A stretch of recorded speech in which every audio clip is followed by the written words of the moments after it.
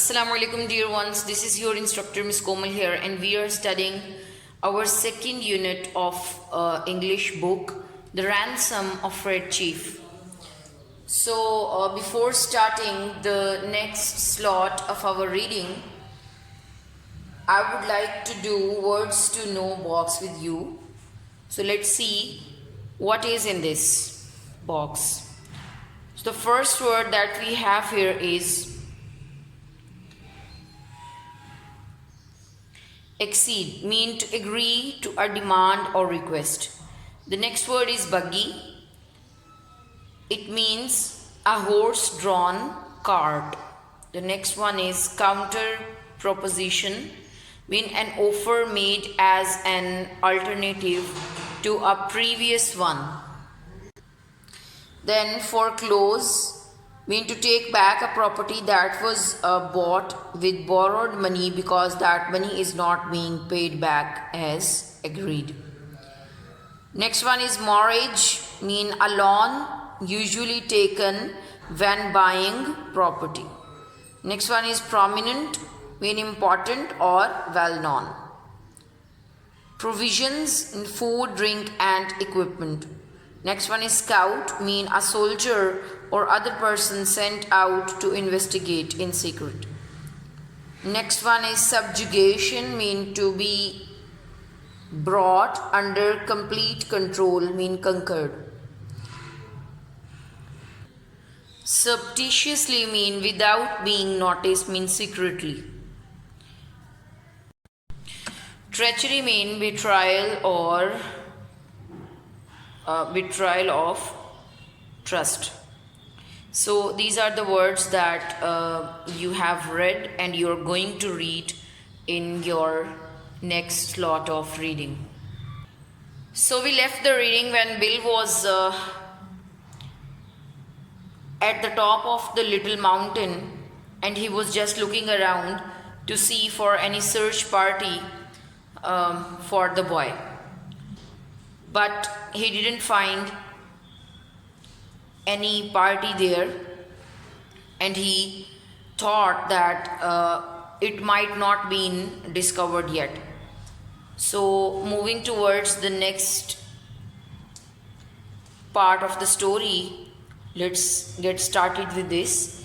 When I got to the cave, I found Bill backed up against the side of it, breathing hard, and the boy threatening to smash him with a rock half as big as a coconut. So you can see how challenging the boy is proving himself for the two kidnappers. He put up a red-hot boiled potato down my back, explained Bill, and then mashed it with his foot, and I hit him. So you can see that what troubles the boy is creating for the two kidnappers. I took the rock away from the boy and kind of patched up the argument. I'll fix you, says the kid to Bill. So the boy is not even a bit, you can say, terrorized by the two men, but he is terrorizing the kidnappers. By and by, Bill calms down and says, Sam, you won't go away and leave me here alone, will you? I went out and caught that boy and shook him until his freckles rattled. If you don't behave, says I'll take you straight home. Now be good. So the kidnapper threatens the boy to take him his home if he is going to make mischiefs more. I made him and Bill shake hands. Then I took Bill aside and told him I was going to Poplar Cove, a little village 3 miles away, to find out what reaction the kidnapping had caused. You know, Sam, says Bill, I've stood by you in earthquakes, fire, floods and cyclones. I never lost my nerve yet till we kidnapped that kid. You won't leave me long with him, will you? I'll be back soon, says I. You must keep the boy amused till I return. Let's write the letter to Mr. Dorsey, demanding the ransom and how it should be paid. Bill and I wrote it while Red Chief strutted up and down, guarding the cave. Bill begged me tearfully to make the ransom $1,500 instead of $2,000. So, to relieve Bill, I agreed. And what is the letter? Let's read it. Ebenezer Dorsey, weave your boy. It is useless for anyone to attempt to find him. We will only return him if you meet these terms. We demand $1,500, the money to be left at midnight tonight at the same box as your reply. At the lawn tree, send your answer by message at 8:30 tonight. If you attempt any treachery, you will never see your boy again. If you pay the money, he will be returned to you safe and well. These terms are final, and if you do not accede to them, no further communication will be attempted. Two desperate men, from two desperate men. So this was the letter that the two kidnappers wrote to Mr. Dorsey. I walked to Poplar Cove and sat around the post office door, chatting to customers. One guy says that he hears Summit is all upset on account of Elder Dorsey's boy having been lost or stolen. That was all I wanted to know. I posted my letter surreptitiously and came away. Secretly I posted my letter and came away. When I got back to the cave, Bill and the boy were not to be found, so I waited. Half an hour later, Bill appeared out of the bushes. Behind him was the kid, stepping softly like a scout, with a broad grin on his face. A broad smile on his face. Bill stopped, took off his hat, and wiped his face with a red handkerchief. The kid stopped about 8 feet behind him. Sam, says Bill, I'm sorry, but the boy is gone. I've sent him home. I have been subjugated to such awful tortures. I reached my limit. What's the trouble, Bill? I asked. I was roared like a horse, says Bill. Now the boy has created another drama. Then I was given oats. Sand ain't edible. I tell you, Sam, a human can only stand so much. I takes him down the mountain. On the way, he kicks and bites. But he is gone home. I showed him the way. I'm sorry we lose the ransom. But it was either that or me to the madhouse. Bill, says I, have a look behind you. Bill turns and sees the boy and loses his complexion and sits down. For an hour I was afraid for his mind, and then I reminded him that we would get the ransom and be off with it by midnight of old Dorsey paid up. So Bill braced himself. This was my scheme for collecting the ransom without being caught. The tree under which the answer and later the money was to be left was in a wide open area.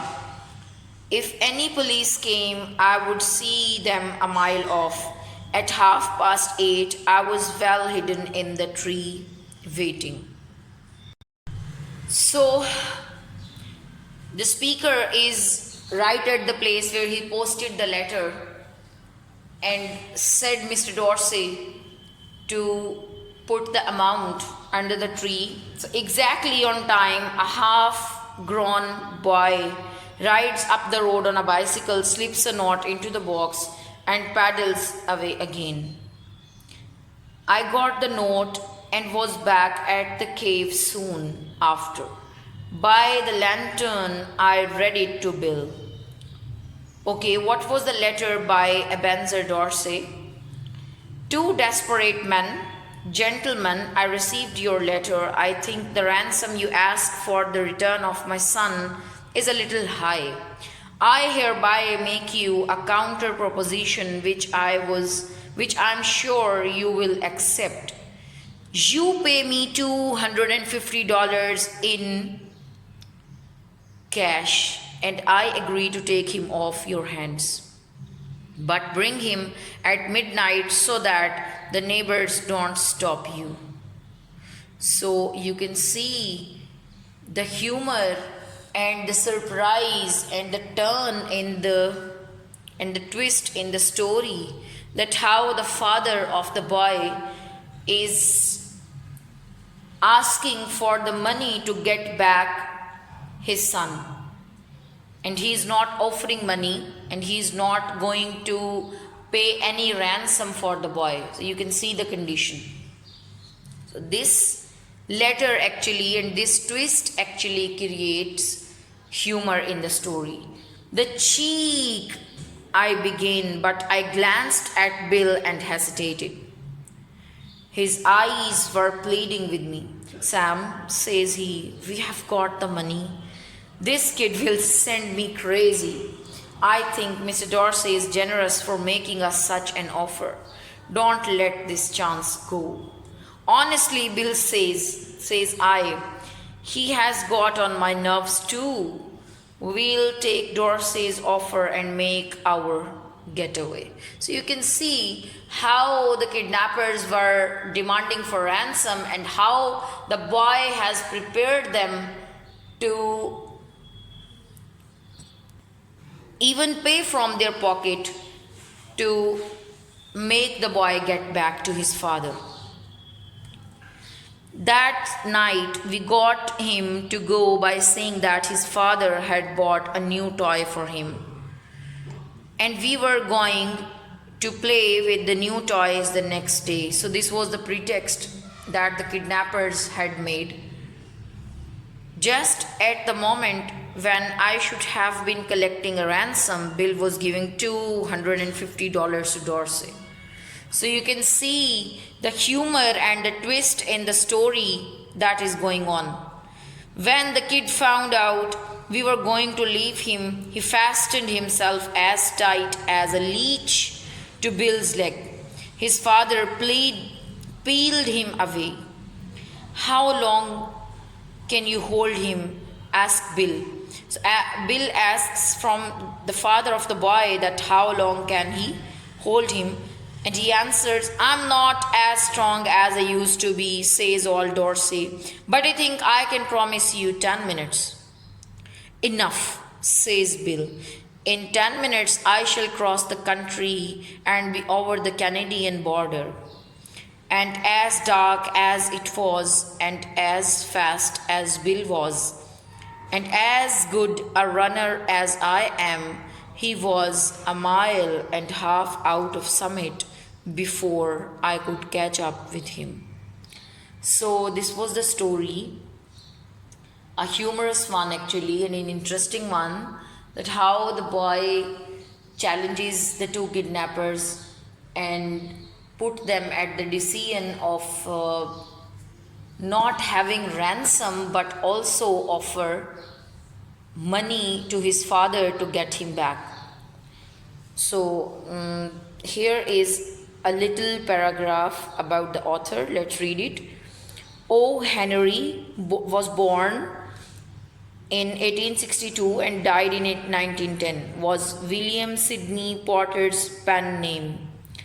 So his short stories are known for their playful and witty content and their unexpected or surprise ending. The Ransom of Red Chief is a brilliant example of O. Henry's use of a plot, twist, and humor. So this was your story, students. I hope that all of you have understood it and enjoyed it a lot. So see you in some other class. Till then, take care. Allah Hafiz.